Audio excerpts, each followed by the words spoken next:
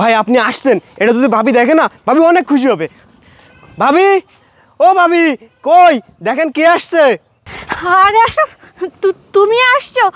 তোমার না 3 মাস পরে আসার কথা, তাহলে যে এত তাড়াতাড়ি চলে আসলে, আর আসলে তো আসলে আমাকে কিছু জানালেও না। ভাই তাহলে আপনি থাকেন, আমি যাই। আচ্ছা ঠিক আছে, তুমি যাও।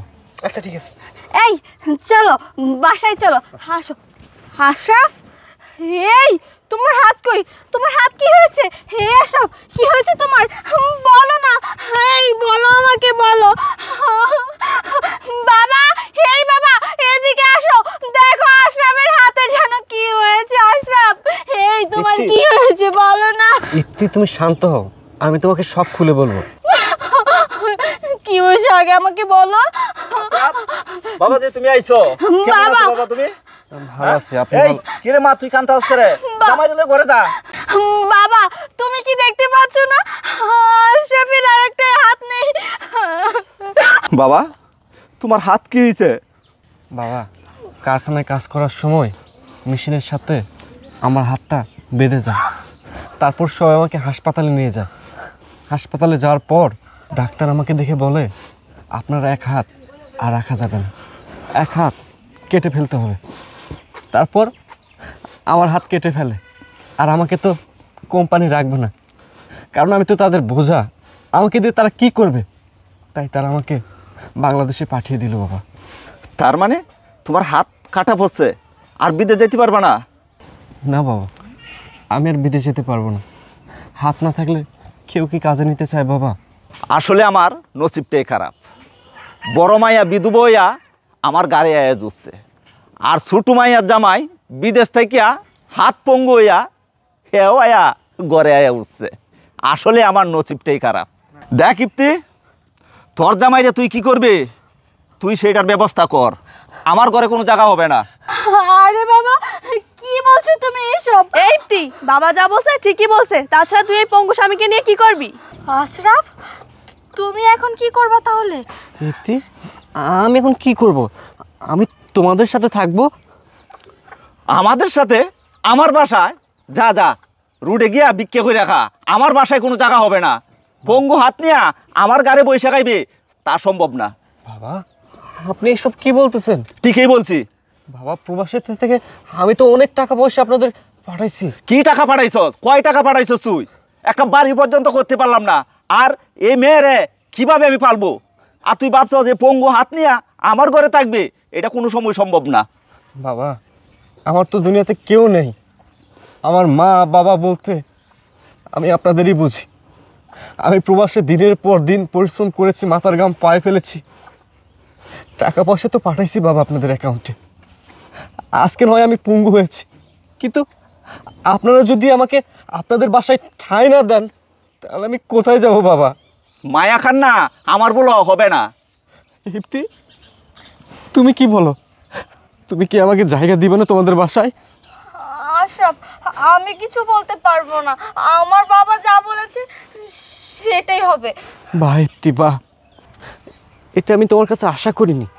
এই, তুমি না আমাকে অনেক ভালোবাসতে, আমরা তো ভালোবেসে বিয়ে করেছি, তাহলে আজকে কেন তুমি আমাকে তাড়িয়ে দিতে চাচ্ছ? বলো তো ইপ্তি, চুপ থেকো না, তুমি বলো। ইপ্তি, তুমি চুপ থেকো না, তুমি কিছু বলো। ও কি বলবে? যাও রাস্তায় গিয়া ভিক্ষা করো। এই আই তো। এই যে আসুন, আপনার দিকে আসুন। আরে আশরাফ, এই এই তো তোমার হাত। তোমার হাত দেখি ঠিকই আছে, তাহলে তুমি এতক্ষণ এমন করলে কেন? বাবা যে আমাদের সাথে নাটক করছে তখন বড়, বুঝতে পারছো? হ্যাঁ, আমি নাটক করেছি, আর নাটক করে বুঝলাম আপনারা আমাকে কখনোই ভালোবাসেন না, ভালোবেসেছেন আমার টাকাকে। আমি আজকে ব্যাগ ভর্তি টাকা এনেছিলাম। আপনারা আমাকে বলেছিলেন না আপনাদের বাড়ি করতে হবে? হ্যাঁ, আমি বাড়ি করার জন্য এই যে লাগেজে করে ব্যাগ ভর্তি টাকা এনেছিলাম। আমি টাকাগুলো আপনাদের হাতে তুলে দেওয়ার আগে হুট করে আমার মাথায় একটা প্ল্যান চলে আসলো। আমি আমার শ্বশুরের জন্য, আমার স্ত্রীর জন্য, আমার স্ত্রী বোনের জন্য এত এত কিছু করেছি। তাদেরকে আমি একটু পরীক্ষা করে দেখি, আর পরীক্ষা করে বুঝলাম জীবনের সবচাইতে ভুলটা করেছি আপনাদেরকে বিশ্বাস করে, ভালোবেসে। বাবা, এই যে এত অল্প বয়সে প্রবাসে গিয়েছি, প্রবাস জীবন এত সহজ না, অনেক কঠিন। সারা দিন রাত পরিশ্রম করতে হয়। কি পরিমাণ পরিশ্রম করি একটা দিন যদি আপনারা দেখতেন, ঘুমাইতে পারতেন না। আমরা 8 ঘন্টা কাজ করি না, 4 ঘন্টা ঘুমাই, আর বাকি 20 ঘন্টা কাজের ভিতরে থাকি। কেন থাকি? ওভার টাইম করি। আমরা তো টাকার মেশিন। আমাদেরকে প্রবাসে পাঠানো হয়েছে টাকা ইনকাম করার জন্য। টাকা ইনকাম করতে গেছি আমি। এই যে আপনাকে, আমার তো বাবা নাই, আপনাকে আমি নিজের বাবার মতো করে দেখতাম, ভালোবাসতাম, শ্রদ্ধা করতাম। আজকে যখন আপনি দেখলেন আমি পুঙ্গু, আমার একটা হাত নাই, আপনি কি করলেন আমাকে বললেন আমি যেন বাসা থেকে বের হয়ে যাই আপনার, আমি রাস্তায় গিয়ে ভিক্ষা করে খাই। এটা কি মানবতা? আজকে মানবতা কোথায় গেল? আমি আপনাদের জন্য কি করি নাই? প্রবাসে গিয়ে দিনের পর দিন পরিশ্রম করতেছি, পাতার গাম পায়ে ফেলতেছি, নিজের কথা একটা বারো ভাবি নাই, নিজের থেকে একটা বারো তাকাই নাই। বাবা জানেন, আমি নিজের একটা ইঞ্জিন মনে করছি, এই ইঞ্জিনে যতটুকু তেল দেওয়া যায় না বাবা, সে ততটুকুই পরিশ্রম করে। আপনার কি ছিল? আপনি 3 বেলা খাওয়ার পর্যন্ত পেতেন না, অভাব অনটনের সংসার আপনাদের। আমি ওই প্রবাসে গিয়ে আপনাকে অনেক টাকা পয়সা পাঠাইছি। আজকে বাজারে একটা দোকান দিয়েছেন আপনি। কার জন্য হয়েছে সব? আমার জন্য। অথচ আমার প্রতি আপনাদের বিন্দু পরিমাণ ভালোবাসা নাই। আজ যদি আমার বাবা থাকতো, আমার মা থাকতো, আজকে এমন একটি দিন আমাকে কখনোই দেখতে হতো না। আমি যদি আমার বাবার জন্য, আমার মার জন্য এসব করতাম না, তারা আমাকে ভাতার তাজ বানিয়ে রাখতো। বাবা জানেন, ওই প্রবাসের মাটিতে কখন দিন হয়, কখন রাত হয়, তা প্রবাসী বাইরে জানে না।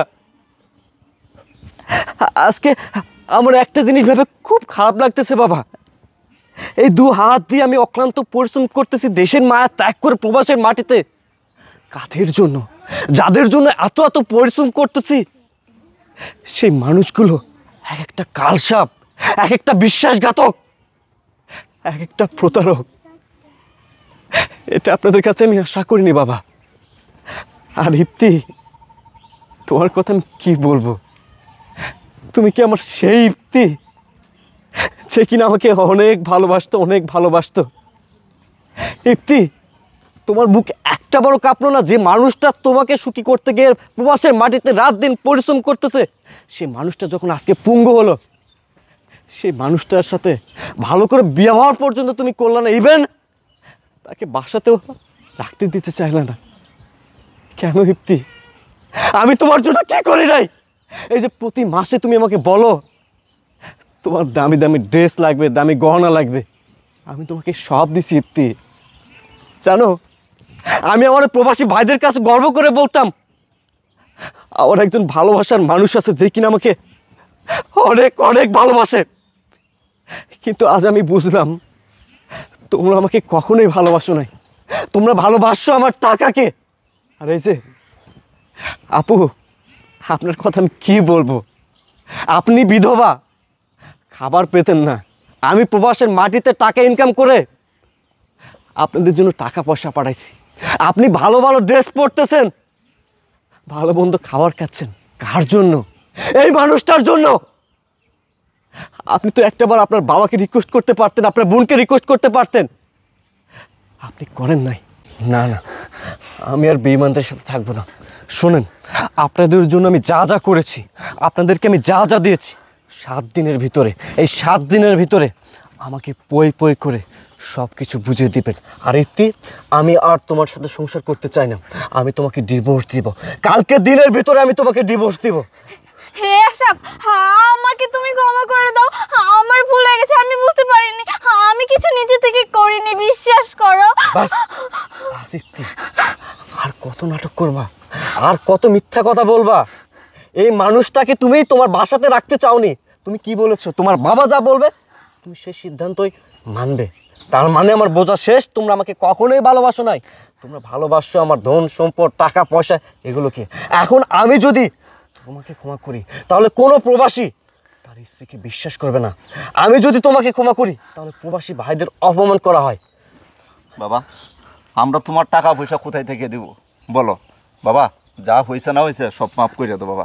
সি সি সি, আপনি এতটা নীচ, এতটা জঘন্য, আপনি কিভাবে কথা বলতেছেন? আপনার কি লজ্জা হচ্ছে না? আজকে যদি আপনার নিজের সন্তান আমি হতাম, আপনি কি আপনার বাসা আমাকে তুলতেন না? অবশ্যই তুলতেন। আপনার সন্তান যদি পঙ্গু হতো আপনি কি করতেন? কি করতেন?